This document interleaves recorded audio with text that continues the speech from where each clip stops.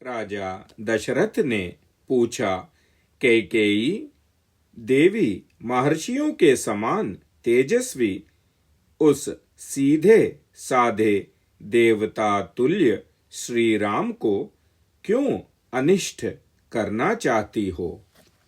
श्री राम सब लोगों से प्रिय बोलते हैं। उन्हें कभी भी किसी से भी अप्रिय वचन नहीं कहे हैं। मुझे याद नहीं पड़ता ऐसा कभी हुआ है। ऐसे सर्वप्रिय राम के लिए मैं अप्रिय बात कैसे कहूंगा अपने इस मुख से? राजा दशरथ ने कैकेयी से कहा, श्री राम जिनमें यह सब गुण हैं, उनके बिना मेरी क्या गति होगी? क्षमा, तप, त्याग, सत्य, धर्म, कृतज्ञता और सभी जीवों के प्रति उनमें दया भरी हुई है। ओ कैकेयी, मैं बूढ़ा हूँ, अपने मौत के किनारे बैठा हुआ हूँ। मेरी अवस्था अति शोचनीय है और मैं दीन भाव से तेरे सामने गिड़गिड़ा रहा हूँ। तुम्हें मुझ पर दया करनी चाहिए।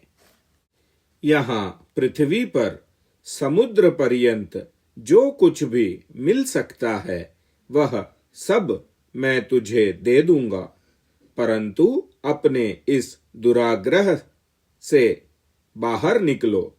मुझे मौत के मुंह में ढकेलने वाला है तुम्हारा यह आचरण। हे कैकेयी नंदिनी, मैं तुम्हारे सामने हाथ जोड़ता हूँ और तुम्हारे पैरों पे पड़ता हूँ। श्री राम को शरण दो, नहीं तो मुझे बहुत पाप लगेगा। इससे मुझे बचाओ। महाराज इस तरह से बहुत दुखी और संतप्त होकर विलाप करने लगे। उनकी चेतना बार बार लुप्त होती थी। उनका मस्तिष्क चक्कर आने के कारण वे गिर जाते थे। महाराज दशरथ शोक सागर में डूबे हुए थे और उनको शीघ्र इस शोक से पार होने के लिए बार बार वह रानी कैकेयी से अनुनय विनय कर रहे थे। कैकेयी का हृदय नहीं पिघला।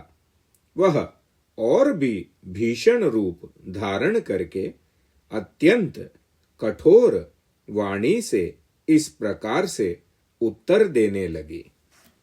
हे राजन, आपने मुझे वरदान दिया है और अब आप पश्चाताप कर रहे हैं। ओ वीर नरेश दशरथ, इस भूमंडल में आप अपनी धार्मिकता का ढिंढोरा कैसे पीट सकेंगे? ओ महाराज दशरथ, आप तो धर्म के ज्ञाता हैं। जब सभी राजऋषि एकत्र होकर आपसे मुझे दिए हुए वरदान के विषय में बात करेंगे, उस समय आप उनको किस प्रकार का उत्तर देंगे?